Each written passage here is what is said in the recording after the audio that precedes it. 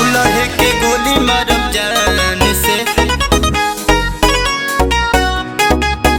भले जिंदगी बीत जेलवे में शान से।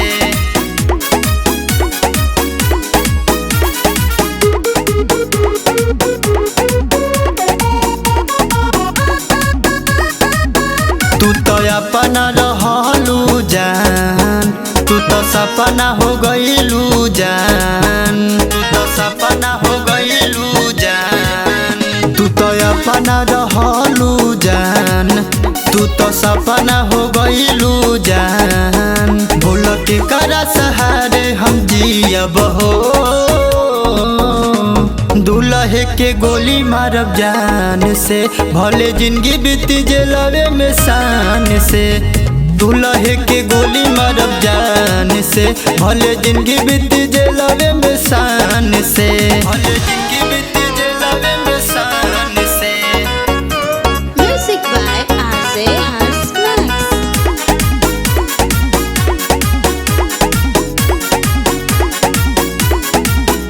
जान से ज्यादा कैनी भरोसा, तू तो जातारू अखिए के सोझा, जातारू अखिए के सोझा। जान से ज्यादा कैनी भरोसा, तू तो जातारू अखिए के सोझा। हम के करस दुखवा सुनाइबू हो, दूल्हे के गोली मारब जान से, भले जिंदगी बीत जेलवे में शान से। दूल्हे के गोली मारब जान से, भले जिंदगी बीत जेलवे में शान से। धोखा दिहल जनुआ जिंदगी बीतता बिरान रे, जेल में जिंदगी काटी बनब गुंडा बदमाश रे। दूल्हे के गोली मारब जान से, भले जिंदगी बीत जेलवे में शान से।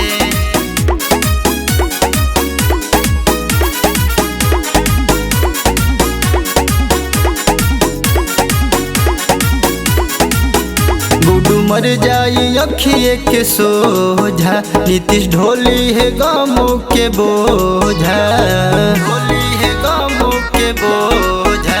गुडू मर जाई अखिए के सोझा, आदर्श ढोली है गमों के बोझा। तोहर दिहल दर्द ना भुलाइबू हो, दूल्हे के गोली मारब जान से, भले जेलवे में जिंदगी बीत शान से। दूल्हे के गोली मारब जान से, भले जिंदगी बीत जेलवे में शान से। धोखा दिहल जनुआ